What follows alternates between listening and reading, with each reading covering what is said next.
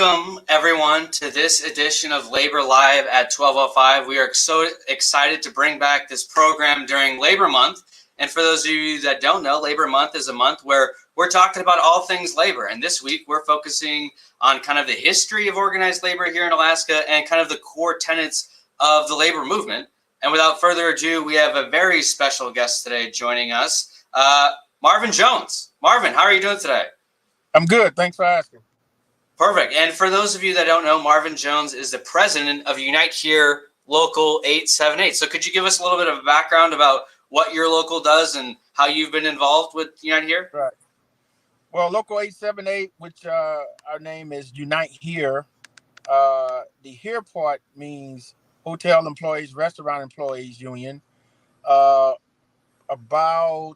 around 2006, we merged with Unite, which is the textile union. And so it seemed like the perfect marriage. We had a ton of members and very little money, and they had a lot of money and very few members. Just because a lot of our textile jobs were, being outsourced overseas. And so they lost members, but they had all this money. And so we did this marriage, and that's where we came Unite Here. HERE started like in the 1930s. Oh, wow. So Unite Here, HERE been around representing hotel and restaurant workers for a very long time. The local union, Local 878, was started by Lorena Showers. Lorena Showers started, she became Secretary Treasurer around 1951 or so. And she served all the way until like 1986, but she was still around.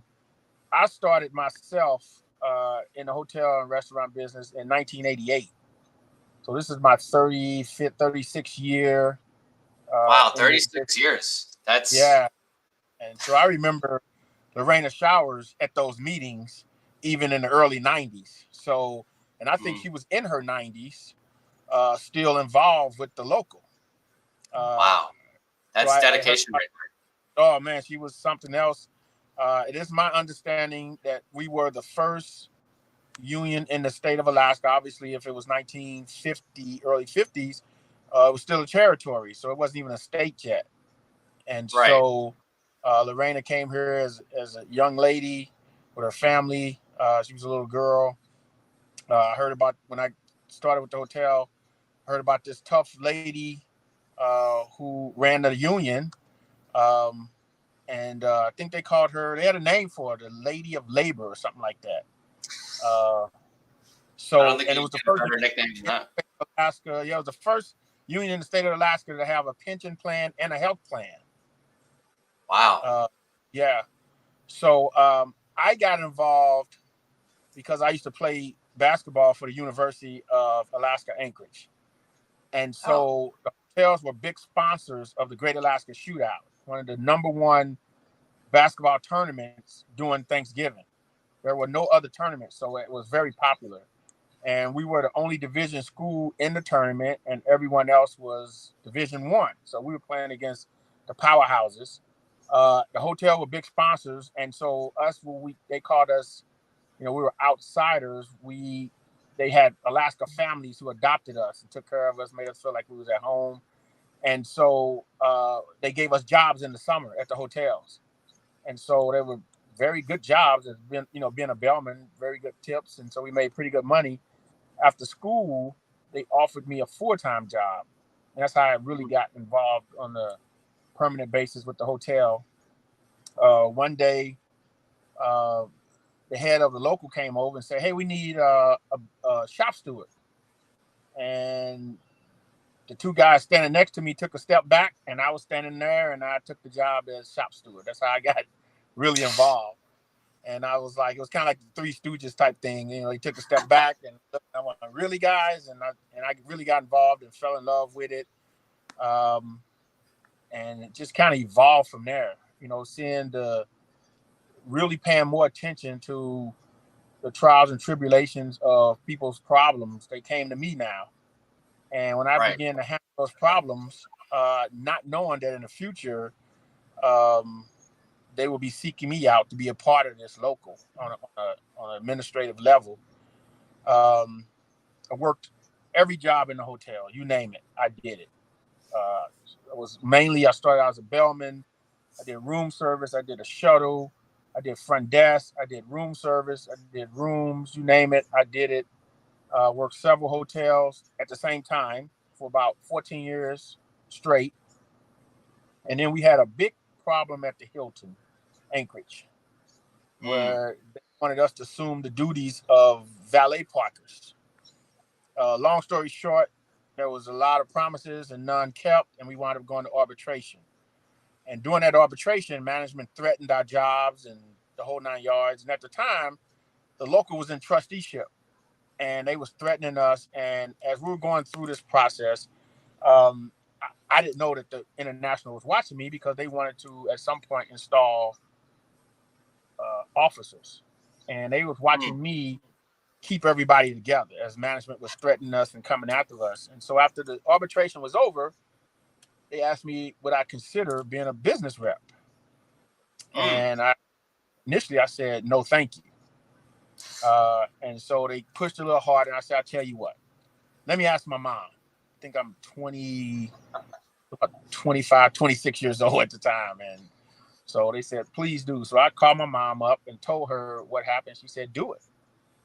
And she'd always proven me wrong that if I don't take her advice, I'm going to wind up dealing with the consequences of not listening to mom. So I took her advice this time. And it just kind of evolved from there. It was not in the plans. I had no intentions on doing it. And when people ask me, which they always do, how did you get involved? And I always say, the union picked me. I didn't pick it. It's one of those things where I had no plans on doing this. And it's one of those things I fell in love with it.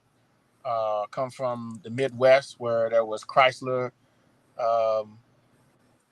GM, Ford, motor plants there. My aunts and uncles worked in those places. My aunt worked in Anheuser-Busch, all union places. And my father was a shop steward at a cemetery for about 40 years. And so I heard the union talk all the time. And so listening as a kid and eavesdropping, a lot of the problems and things that was going on was so familiar. It was just second nature to me. And just kind of evolved. So that's how I got involved with the union. And that's a pretty incredible story from, playing basketball at the university to getting involved in the hotel industry to, rising your way up, getting recognized, and now being president of your local.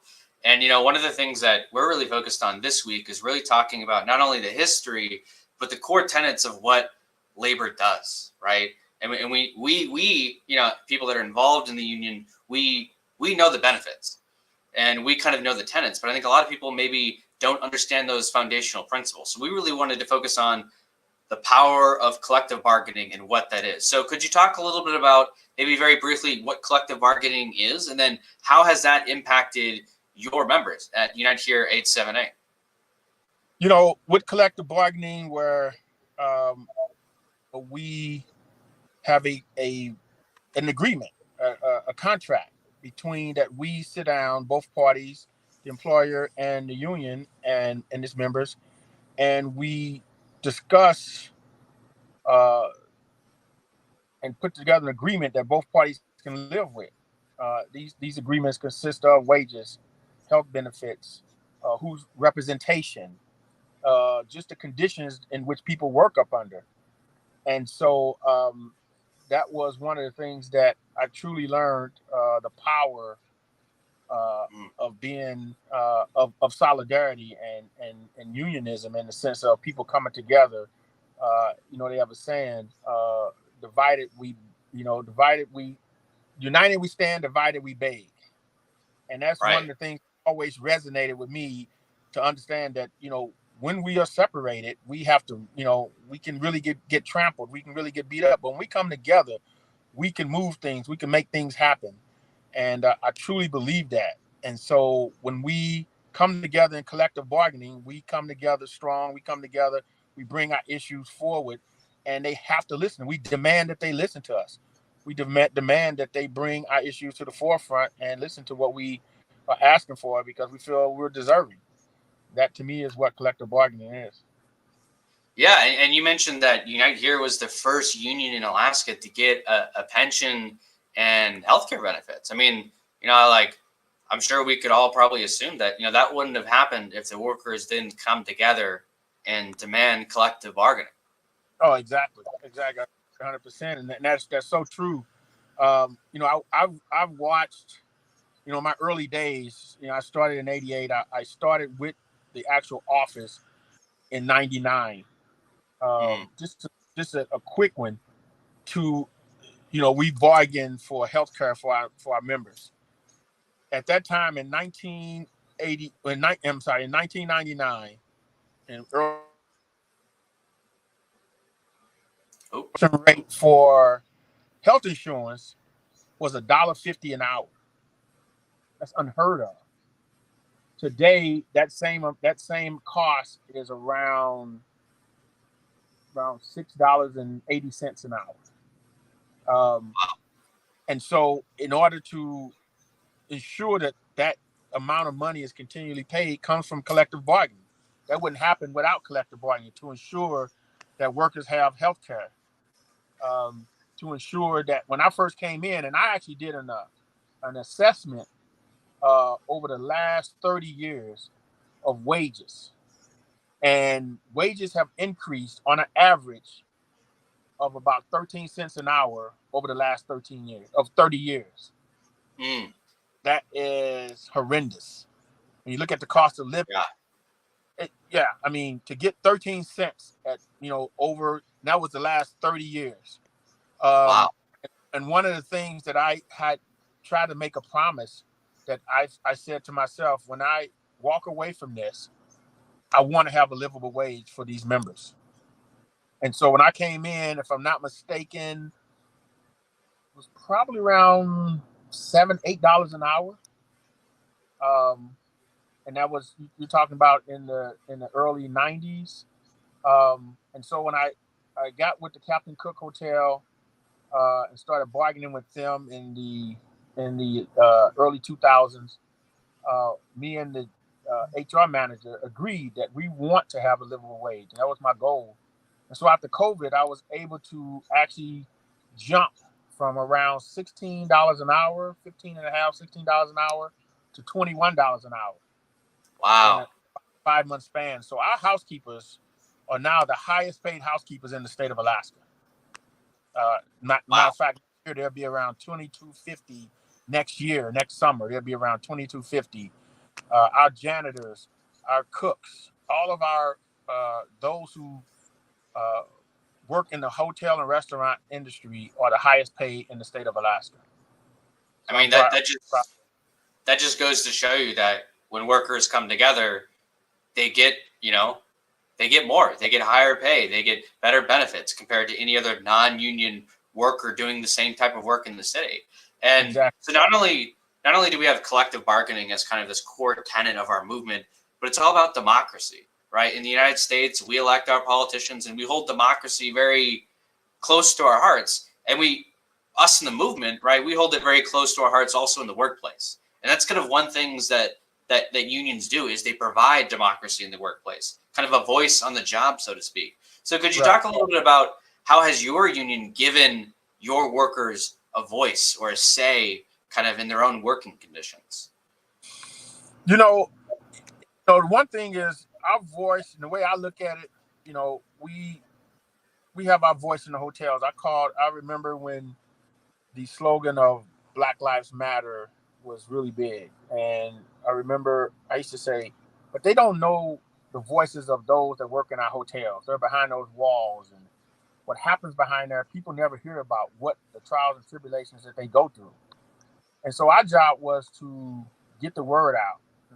And part of our slogan was that hotel workers' lives matter, in a sense Mm. of nobody knew what was happening behind those walls, what they was exposed to. So we had to go and we put together booklets and documents and took them to politicians and clergymen and clergywomen to expose what was happening. It was more than just our voice. It had to be the voice of the community that knew what was going on behind those walls. And we were able to put together the first mode ordinance in the state of Alaska.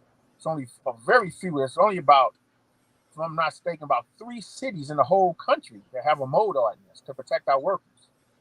We're on the front line of safety for our workers in our industry.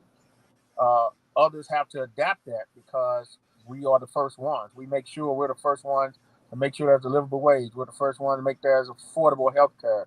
We're the first one. We make sure that our workers get 2 breaks and a half-hour paid lunch and a meal.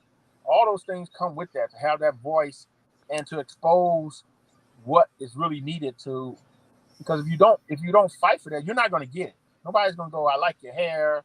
Hey, you got a great smile. I'm going to give you health care. They can tell that. They have to be pushed to do these things. And so when we come together, educate our politicians, those who, who their constituents, and let them know. And we've been very fortunate that some have marched with us on behalf of what's right. They've been on the lines, on the front lines. We had a 10-year labor dispute with the Sheraton, and they stood out there with us in the cold, and all the other union trades have stood next to us. And as I said before, united we stand. And with all the other trades standing with us, we became victorious with a 10-year labor dispute with the Sheraton. That was one of the longest fights in the country at that time.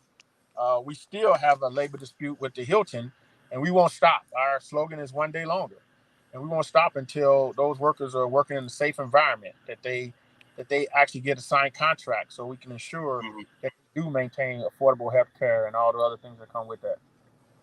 Yeah, I mean, I think the phrase you've been saying, united we stand, divided we beg, that summarizes the entirety of the labor movement, right? It's about coming together and collective power. So first off, thank you so much for taking time out of your day to share us your amazing story in Alaska's labor movement. But more importantly, thank you for your contributions to standing up and helping protect workers here in town. I mean, it's incredible, and it just shows your dedication to all things labor. So thank you, Marvin Jones, for joining us. So I just like to say, I'm the one that's honored, and I get to serve the people. I'm the one that's honored, and I appreciate you having me on. For all out there who supported us along the way, thank you, and I'm very grateful for everybody who stands alongside of us.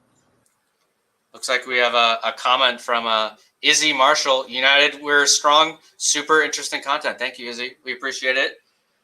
So again, Marvin, thanks for joining us. And for all those watching, stay tuned next week where we're going to be talking about what are the benefits of unions? What is the union difference to workers? So again, thanks for joining us.